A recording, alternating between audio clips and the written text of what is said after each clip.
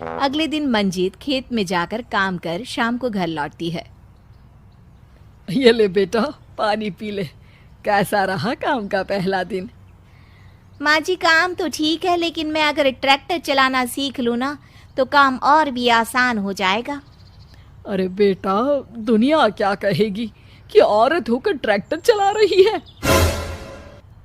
माँ जी या तो हम दुनिया देख ले या अपना घर, कोई बात नहीं, जब ये ठीक हो जाएंगे तो सब ठीक हो जाएगा। अरे बहू, जरा बाहर तो आना। जी माँ जी। बहू, तेरे मामा जी आए हैं, तूने बुलाया था ना?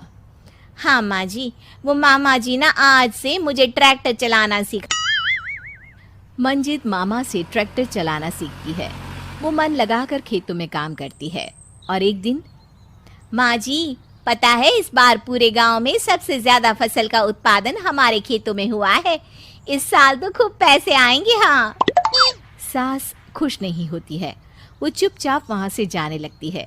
तभी मंजीत उसे रोक लेती है। क्या हुआ माँ जी, आपको खुशी नहीं हुई? बेटा, आज डॉक्टर साहब बोल रहे थे कि रोहन के ठीक होने के लिए 5 लाख रुपए की जरूरत है। समझ नहीं आ रहा क्या करूं। मंजीत शांत हो जाती है। अगले दिन सास मंजीत के पास आती है। बेटा, ये मेरे गहने हैं, इसे अपने गहनों के साथ जोड़कर सुनार को दे आ। जितने पैसे हो ले आ, डॉक्टर को आज ही देने हैं।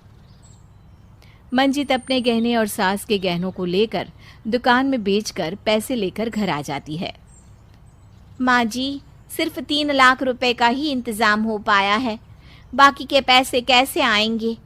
बेटा, अब तो एक ही चारा है, हमें जमीन भी बेचनी पड़ेगी। माँ, खेत बेच देंगे तो खाएंगे क्या?